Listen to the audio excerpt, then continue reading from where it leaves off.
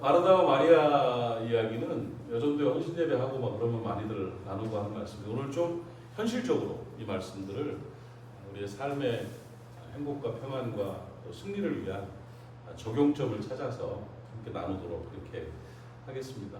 선택이죠, 선택. 대전제는 선택인데 마르다는 좋지 않은 편을 선택했고 좋지 않은 편이라는 것보다 마리아가 더 좋은 편을 선택을 했죠. 선택을 했고 근데 마르다는 여러분 다 알죠? 요리를 열심히 하는 그 마르다. 그다음에 예수님 발 앞에 앉아서 이렇게 말씀을 듣는 마리아. 그 얘기를 하는데 신부감으로는 마르다가 낫죠? 누구랑 살겠어? 나는 마르다랑 살아.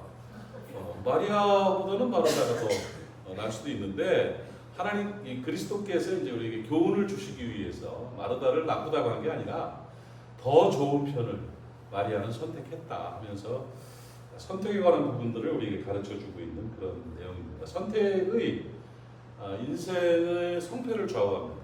인생은 선택의 연속이에요. 내가 무엇을 선택했냐에 따라서 내 인생이 달라지는 거죠. 늘 그렇습니다.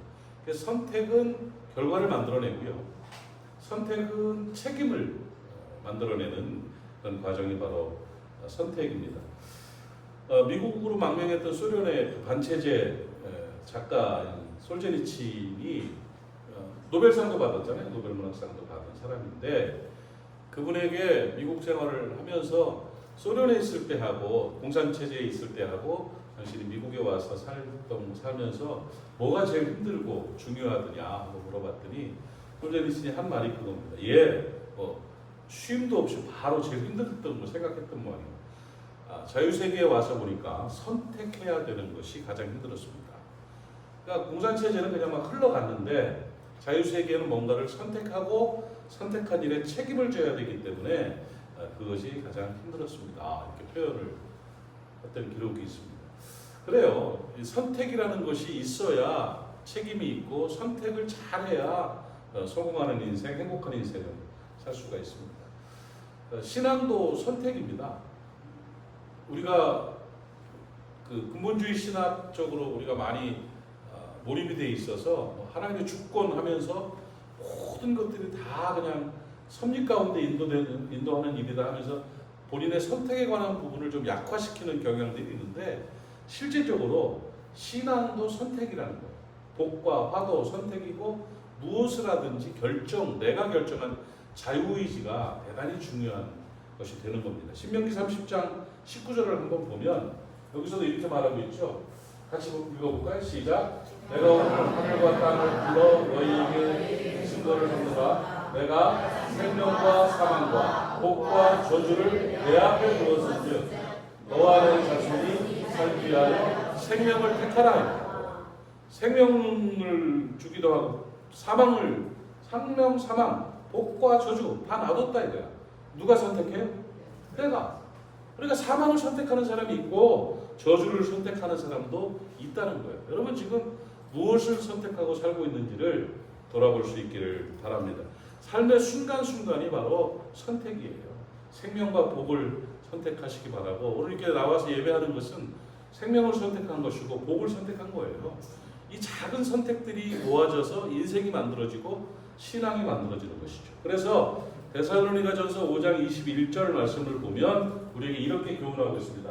범사에 뭐해서? 헤아려서. 여러분 성경에서 헤아리지 말라고 그래요. 그런데 이 선택할 때는 범사에 헤아려서 뭐를? 좋은 쪽을 선택해라. 좋은 걸 선택해라.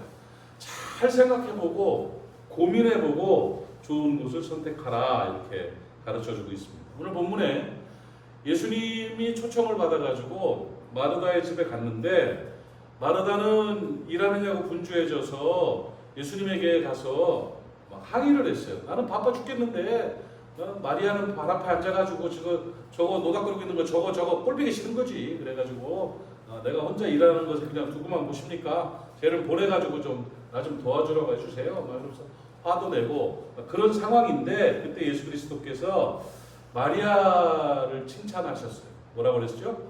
냅둬라. 마리아는 더 좋은 편을 택했다. 뺏기지 않을 것이다. 이게 얼마나 좋은지를 알기 때문에 뺏기지 않을 것이다. 이렇게 해서 마리아가 좋은 선택을 한 거에 대해서 칭찬하셨고 마리아가 성공한 거죠. 승리한 거죠. 자, 이 과정을 보면서 우리 이 사건을 통해서 우리가 좀 고민하면서 선택을 헤아려 볼 수 있는, 내가 과연 이런가 저런가를 헤아려 볼 수 있는 삶의 적용점과 교훈이 있습니다. 마리아가 잘 선택해서 칭찬받았던 그 자리, 좋은 선택의 자리가 뭐가 있는가? 40절을 한번 보십시오. 누가복음 10장 40절 보면 같이 읽읍시다. 시작. 예수께 나아가 이르되 주여 내 동생이 나 혼자 일하게 두는 것을 생각하지 아니하였나이다. 그를 명하사 나를 도와주라 하소서. 자, 요대로 놔둬보세요. 마리아의 선택 중에 좋은 선택이 뭐냐면 우리도 그렇게 선택해야 돼요. 분주하지 않은 걸 선택했다는 거예요. 이걸 좀 기억하고 살았으면 좋겠어요. 분주함은 잘못 선택한 겁니다. 분주하면 안 된다는 거예요. 마르다는 분주했어요. 준비하는 일이 많아서 분주했다. 여러분, 일이 많아서 분주한 게 아니에요. 바쁜 일이 많은 것과 분주한 것이 같을까요? 다를까요? 같은 것 같은데 뭐가 좀 다르죠? 일 많은 사람이 잘못된 게 아니고 분주한 게 잘못된 거예요.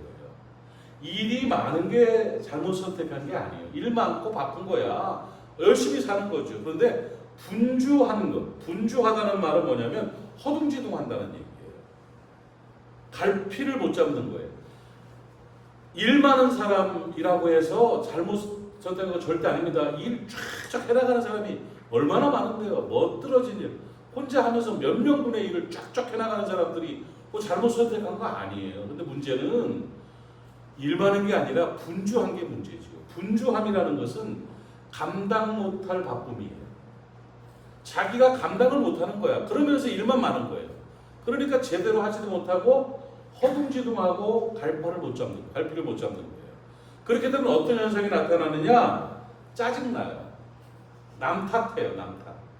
그러니까 능력을 초과한 많은 일들, 그러니까 자기가 허둥지둥하면 감당 못할 많은 일들을 벌려놓은 사람들은 결국은 남 탓합니다. 예수님 탓하고 앉아 있어요. 예수님한테 가서 뭐라고 하는 거예요.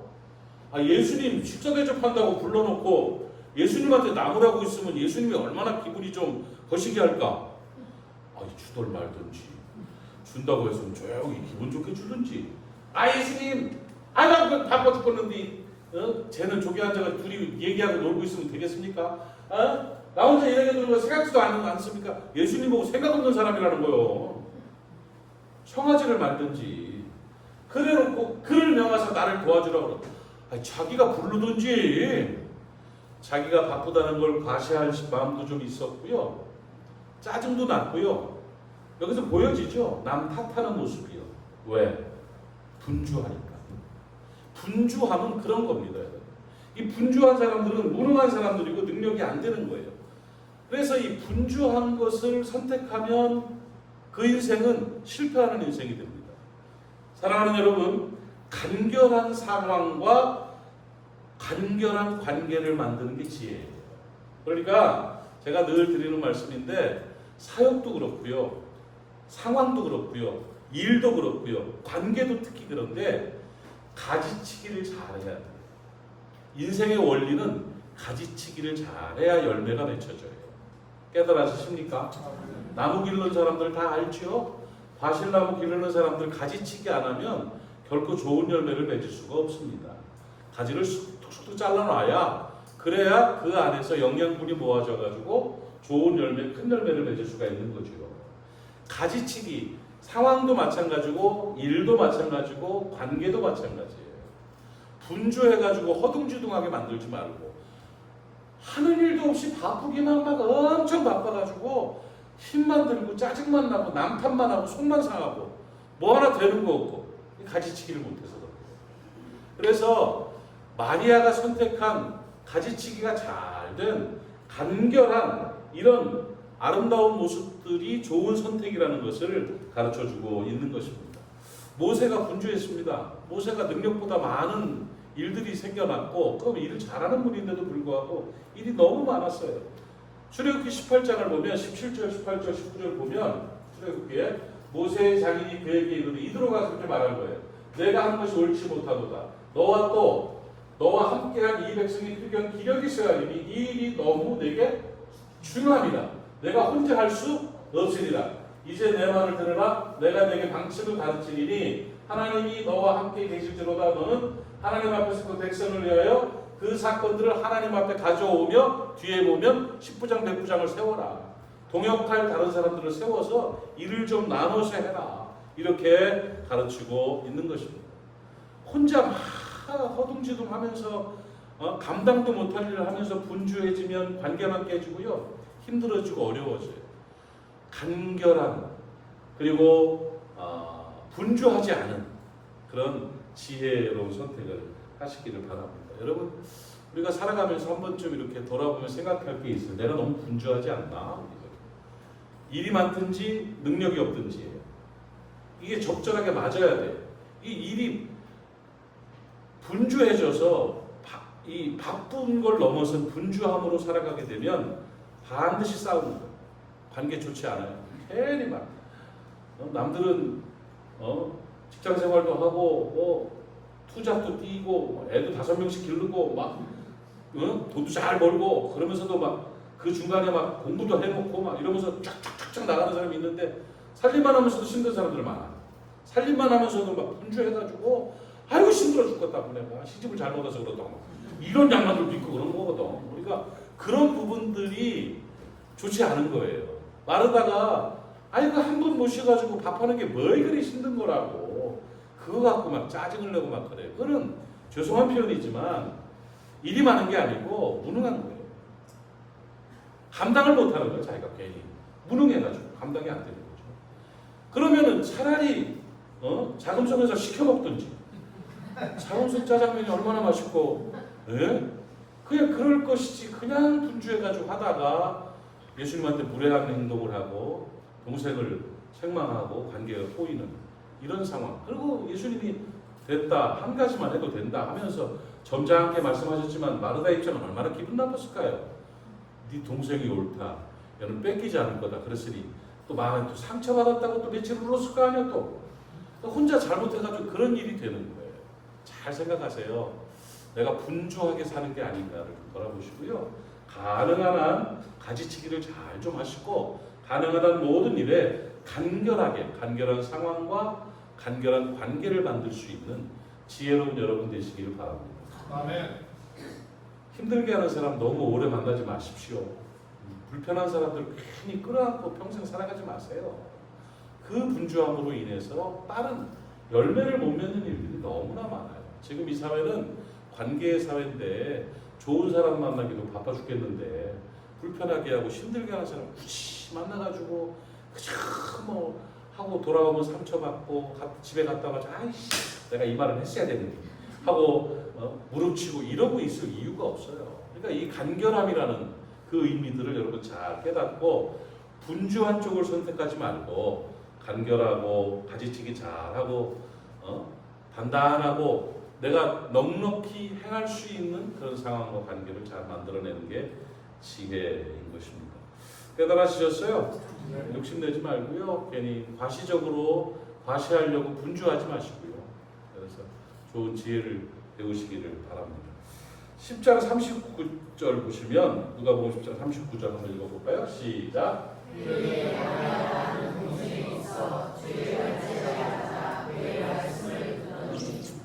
마리아가 좋은 선택을 한 두 번째 또 하나의 그 좋은 선택은 뭐가 있느냐면 주님 앞에 앉아 있었다는 거예요. 발치에 앉았다 이렇게 표현하고 있죠.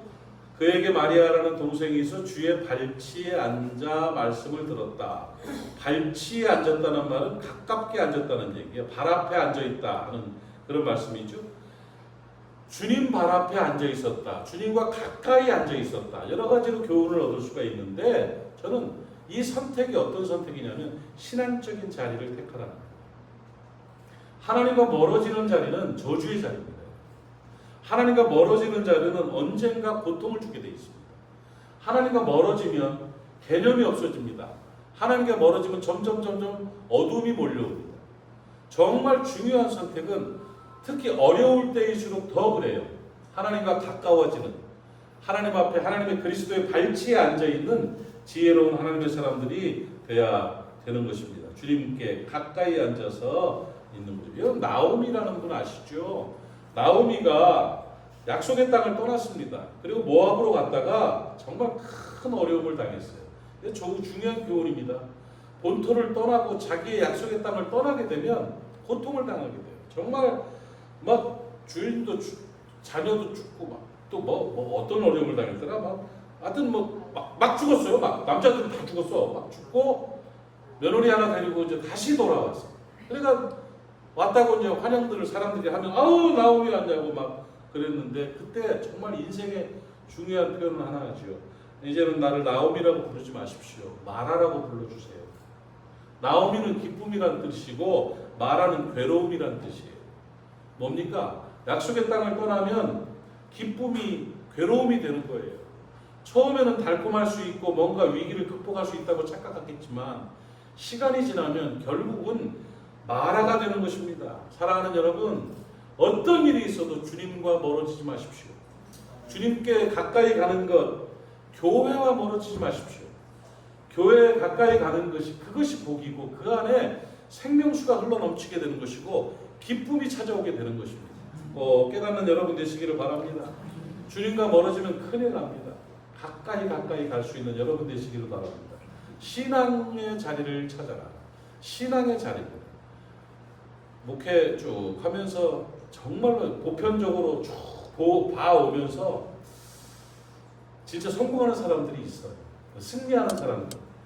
자손들도 잘 되고 물론 기복은 다 있죠. 그러면서 신앙적으로나 삶의 작은 부분인데 목사의 눈으로 보면 보여요. 보일 때가 있어요. 다 보이는 거 아닌데 이 일은 이것 때문인데 하는 거 있어요.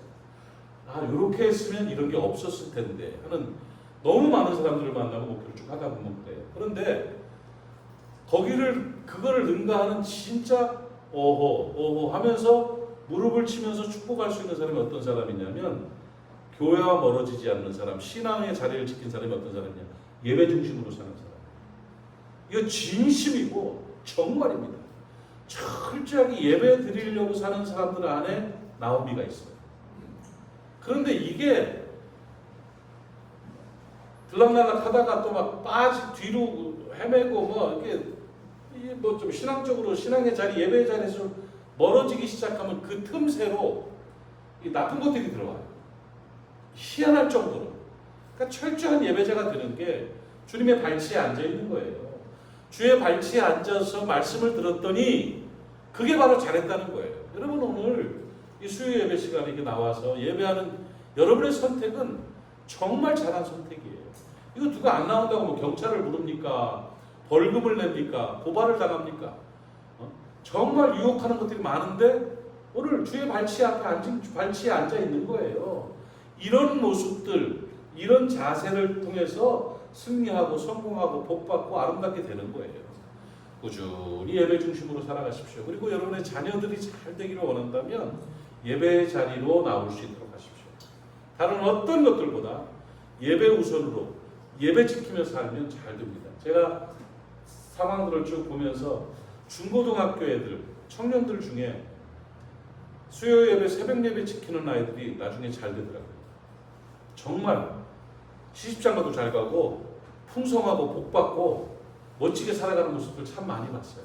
그러니까 좋은 목사님 된 사람들도 가만히 보면 중고등학교도 예배 드리던 애들이에요. 학원 보내느냐고 예배를 안 드려요? 무슨 결과를 보려고 그러는지 난 이해가 되지 않아요. 나는 늘 말합니다. 제 아버님이 목회하실 때 우리 동생 얘기했지요. 막내 얘기. 재수를 시켜줄 테니까 예배 지켜라. 주일학교 반주 계속해라. 너 떨어져도 괜찮다. 예배를 지키고 떨어지는 건 축복이다. 순교 정신이었죠.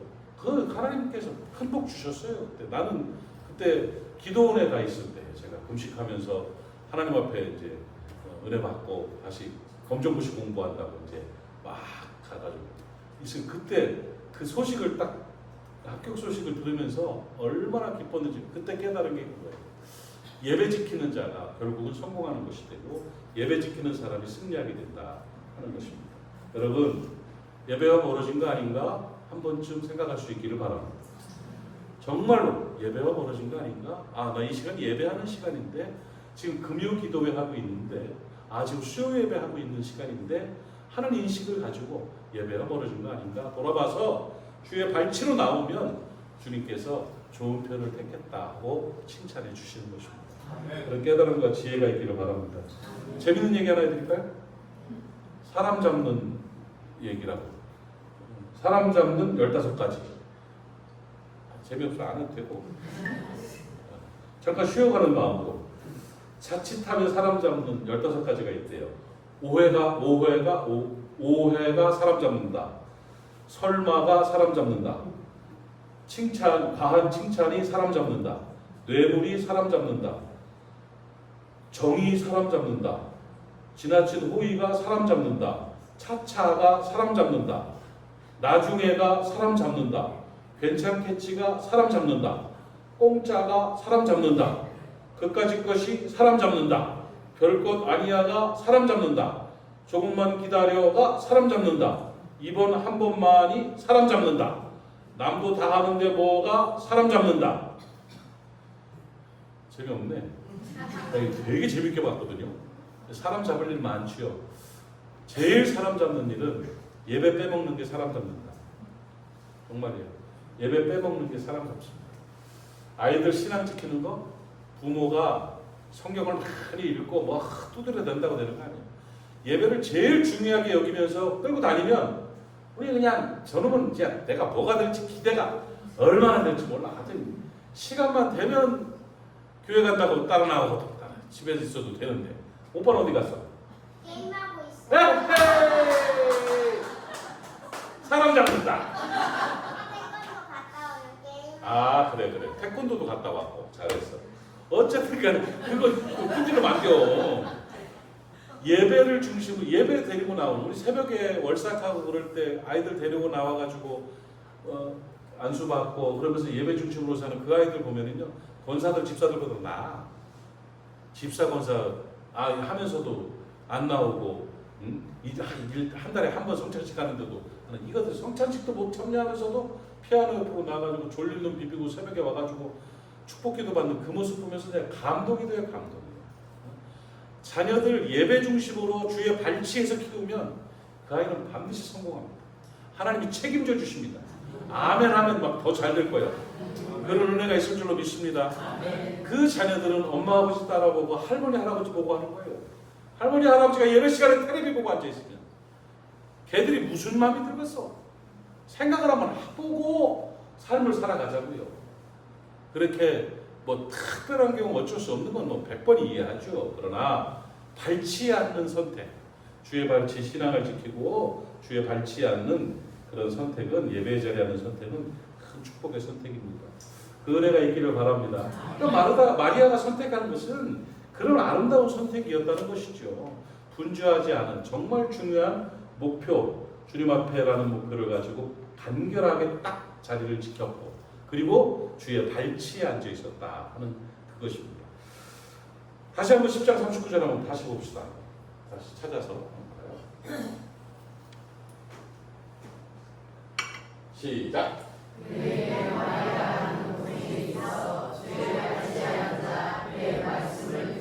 세 번째 우리가 정리해야 될 그 삶의 선택은 뭐가 있냐면 낮은 자리예요. 낮은 자리. 마음이 낮아지는 것이죠. 주의 발치라는 것은 발 아래입니다. 발 아래라는 의미는 겸손한 자리고 낮은 마음이고 말씀 듣는 자리, 순종의 자리, 겸손한 자리예요. 거기를 선택한 것이 잘한 거예요. 여러분 인생을 살면서 가끔씩 돌아보세요. 내가 좀 너무 높은 마음으로 사는 거 아닌가? 내 마음이 좀 높아진 거 아닌가 생각해 보십시오. 높을수록 흔들립니다. 높을수록 불안합니다. 진짜 중요한 걸 볼 때는 낮게 앉아서 봐야 잘 보입니다.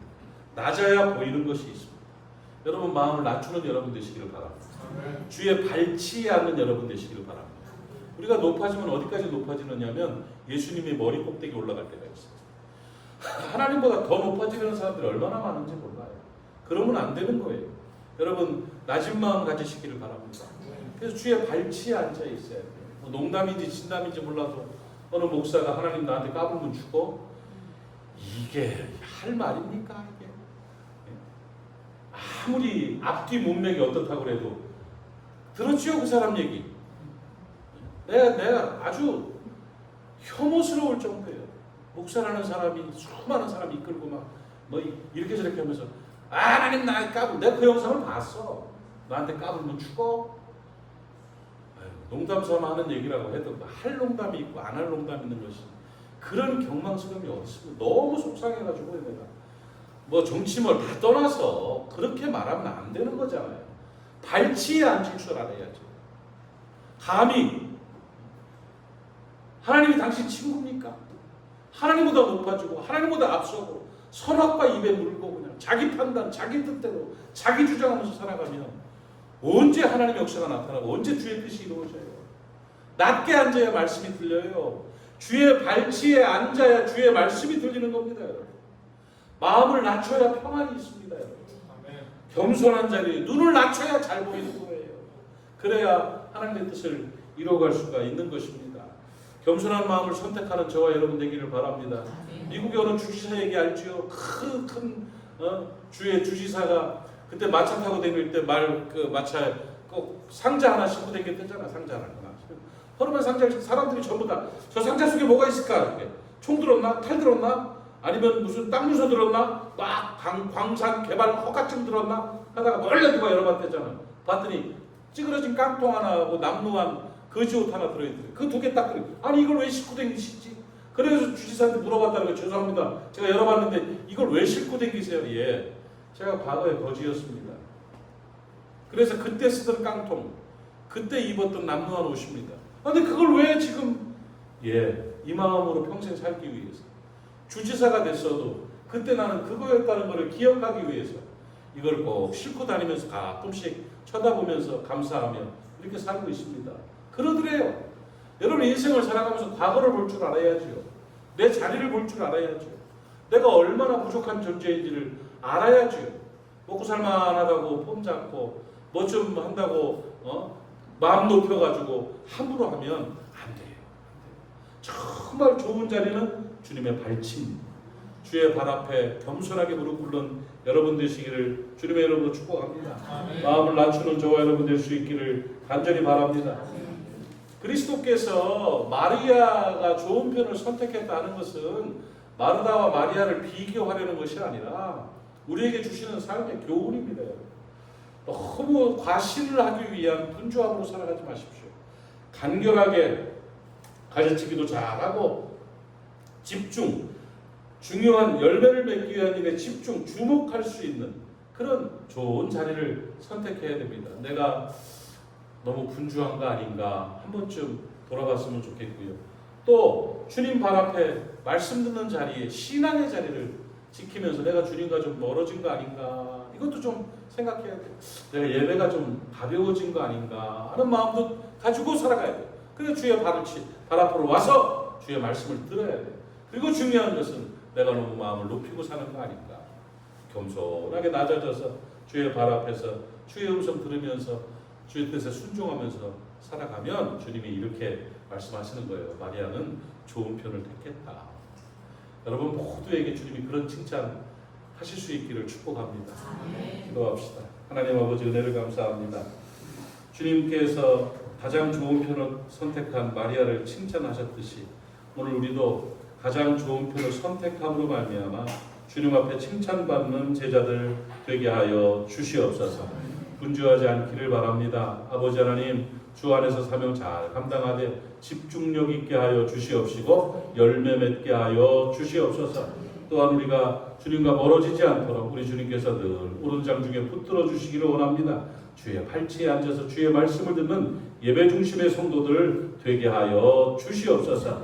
무엇보다 마음 높아지려는 마음 자꾸 낮출 수 있도록 은혜 허락하여 주시고 주의 발치에서 겸손하게 주의 말씀 듣고 낮아진 마음으로 우리가 겸손하게 사명을 감당할 때 주의 영광이 나타나는데 그런 하나님의 사람으로 살아갈 수 있도록 은총을 더하여 주시옵소서.